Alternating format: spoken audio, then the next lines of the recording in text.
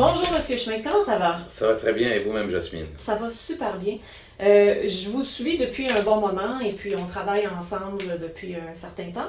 Et là, vous revenez d'une croisière où vous avez donné des conférences. Une conférence. Ah, d'accord. Alors parlez-moi de ça. Une conférence sur la communication et le pouvoir des mots. Donc, il y a le pouvoir des mots, mais il y a les mots des mots aussi, M-A-U-X, M-O-T-S. Ah oui. Parce que souvent, les êtres humains, je ne parle pas de vous, mais en général, les humains vont dire des choses qu'ils vont regretter par la suite. Ou pour eux, dans leur tête, c'est tellement clair, absolument clair, et finalement, les gens ont mal interprété ce qui a été dit. Donc, je parle du langage et du pouvoir des mots. Oui, l'interprétation, c'est toujours un gros bobo, hein? Oui, alors William James, un psychiatre de Harvard, avait dit à un moment donné, dans la vie, il n'y a rien qui a une signification sauf celle que vous faites. Et si vous n'êtes pas content, changez-en le sens. Ah, c'est beau ça. Alors les journalistes allaient le charcuter et lui disaient, Dr. James, vous parlez d'une des plus grandes universités en Amérique du Nord, seriez-vous en train de nous dire que la réalité n'existe pas? Je leur ai dit, ce n'est pas ce que j'ai dit, c'est ce que vous avez voulu entendre. Alors amenez-moi des bines, mettez-les sur une table, amenez un enfant, l'enfant veut explorer, il veut toucher. Amenez un athlète, il va vous dire quelle bonne source de protéines. Amenez un agriculteur, il va vous dire qu'il y avait une sécheresse.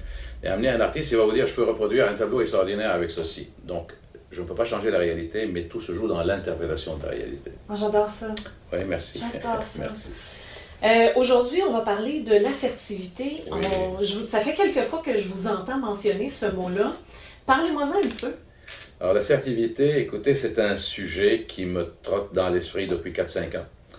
J'ai vu un besoin énorme. Je rencontre, je parle à 8000 personnes en moyenne par an, je touche à une cinquantaine d'industries, et je vois le potentiel des gens, je vois la capacité de ces gens. Et finalement, quand ils sont dans des situations critiques, mais ils perdent les moyens, ils manquent de focus, ils ne sont plus ce qu'ils sont capables d'être. Donc, je relie ceci au courage managérial et l'authenticité d'être qui je suis, ce que je suis dans des moments difficiles. Alors, l'assertivité vient de l'anglais assertiveness. Quand la première fois j'en ai parlé au Québec, les gens me disaient, mais c'est quoi? Bref. En quelques mots, Jasmine, l'assertivité, c'est être capable de dire ce que j'ai à dire sans attaquer la dignité de l'autre. C'est très bien ça. Et c'est Ouais. difficile à faire aussi. Ce n'est pas facile, mais rien n'est difficile. Les limites sont dans les mots et non pas dans le monde. Alors, quand... J'aime ça. Oui, merci. Alors, c'est sûr que pour être capable d'être assertif, et être authentiquement assertif ou assertive, il faut faire une hygiène mentale. Une hygiène mentale, c'est-à-dire se débarrasser de ses paradigmes, se débarrasser de ses limitations, de ses croyances limitantes. Et je donne un exemple, que le bedon est plus intelligent que le cerveau. Les gens sont choqués quand ils m'entendent parler de ça. Je dis, mangez quelque chose qui n'est pas bon pour vous, vous allez vous en débarrasser en dedans de 2 heures. Et des fois, vous avez des idées qui sont complètement inutiles aujourd'hui, qui avaient une utilité il y a 20, 30, 40 ans, mais là, elles n'ont aucune utilité et vous y tenez mordicus. Flashez-les. Alors, dans le cours d'assertivité, la première partie, les premières 2 heures, c'est vraiment se connaître, faire connaissance avec soi. Connaître qu'est-ce qui m'amène à agir de cette façon-là, quelles sont mes limites et comment utiliser la recette à Fares Schmidt pour m'en débarrasser. Ah, fait que vous avez une recette secrète là. Pas secrète, les clients l'apprennent rapidement, c'est à eux maintenant de la mettre en pratique, par exemple. Oui, c'est ça. Dites, est-ce que je pourrais avoir un exemple d'assertivité? Comment on peut s'en servir? Oui, certainement. Alors, je vais vous donner 2 exemples. Dans une formation, durant la pause, une grande compagnie que je ne nommerai pas, un jeune homme d'une trentaine d'années, il s'approche, il me dit, Monsieur Schmidt, comment pouvez-vous faire quand vous avez à transiger avec un bully? Je lui dis, est-ce que c'est un client, un collègue? Il me dit, c'est mon patron. Je lui dis, est-il dans la salle, sans le pointer du doigt? Il dit, oui, il est assis là-bas, sur cette table. Je regarde comme ça, parce qu'habituellement, les clients ont leur nom devant eux sur un carton. Je lui dis, mais vous avez le même nom de famille? Il me dit, c'est mon père. Okay. Alors, le papa et bully, c'est le patron de ce jeune homme. Je lui dis, donne-moi un exemple. Sans exemple, je peux pas travailler avec lui. Il me dit, des fois, il vient me rencontrer et il parle très fort, très vite, et il me dit, écoute-moi bien là, mais avec un autre ton. C'est comme ça que je dois faire les choses. Est-ce que c'est clair? Oh. Je dis, parfait. Et pourquoi tu ne le fais pas? Il me dit, parce que je sais qu'il a tort. Alors, je pose beaucoup de questions. Je lui dis, comment fais-tu pour savoir qu'il a tort? Il dit, parce que moi, j'ai eu accès à une information que lui n'a pas lue encore, qui peut dérailler complètement le projet. C'est important. Alors, si tu veux être assertif, tu vas lui dire certainement, monsieur, je peux l'exécuter comme vous me demandez. Je ne sais pas si vous êtes au courant du courriel qu'on vient de recevoir qui peut dérailler complètement le projet. Voulez-vous le lire, prendre connaissance? Voulez-vous que j'en parle? Voulez-vous que j'exécute? Donc, on donne le choix à la personne. Un autre exemple, dans un grand organisme, un très grand organisme, mon mandat était que les gens se tolèrent. Donc il y avait des chicanes, il y avait des gens boudés, ils ne travaillaient pas en équipe, ils travaillaient en silo. Alors je travaillais avec des groupes de 125, 150 personnes.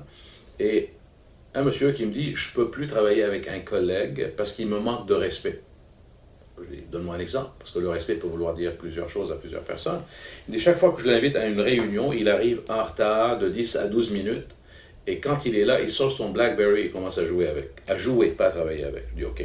Et toi, ton interprétation de ce comportement, c'est qu'il te manque de respect à toi personnellement. Il te vise. Il me dit oui. Je lui dis, est-ce que tu peux l'interpréter autrement? Il me dit non. Je lui dis, est-ce qu'on peut jouer ensemble? Je dis oui. Alors je lui dis, comment peux-tu être absolument sûr et certain, sans aucun doute, que ce comportement te vise à toi pour te manquer de respect? Et sois honnête. Il dit, je peux pas. Je lui dis, est-ce qu'on peut l'interpréter autrement? Encore une fois, c'est l'interprétation, c'est pourquoi je parlais de William James. Alors, peux-tu l'interpréter comme quelqu'un qui n'aime pas tes réunions? Il les trouve plates. Vous aurez dû voir son regard. Oui, hein. Alors peut-être qu'il a une surcharge de travail, peut-être qu'il a des problèmes à la maison, tu n'as aucune idée. Donc être assertif au lieu d'attaquer ou de bouder. On va regarder la personne, on va lui dire avec la bonne tonalité, le bon rythme de voix, on va lui dire, John, j'ai une situation, je t'ai invité 2-3 fois à des réunions, tu n'étais pas là à temps et quand tu es là, je n'ai pas ton attention, ça m'inquiète. Est-ce qu'il y a quelque chose que je devrais savoir? Donc c'est ce courage et cette diplomatie, cette habileté à dire les choses. On peut être très ferme avec tact. Donc c'est ça l'assertivité. Mais le choix des mots est important aussi, parce que dire « ça m'inquiète », c'est de prendre en considération, c'est d'être empathique envers l'autre personne. Et... Absolument. Un mot qui n'existait pas dans le dictionnaire, l'empathie, ça n'existait pas avant 1927. Les gens ne savaient pas ce que c'était. Et je n'accuse pas, si vous remarquez, Jasmine. Oui. Je ne suis pas en train de lui dire « tu es en retard, tu joues avec ton BlackBerry ». Non. C'est que j'ai pris une interprétation un peu plus neutre. J'ai toujours mon interprétation qui me manque de respect, mais je peux aussi, avec la recette que j'ai développée, de pouvoir dire c'est possible aussi que ce soit autre chose. Et là, de clarifier, de demander, de valider avec la personne. C'est génial. Oui, merci.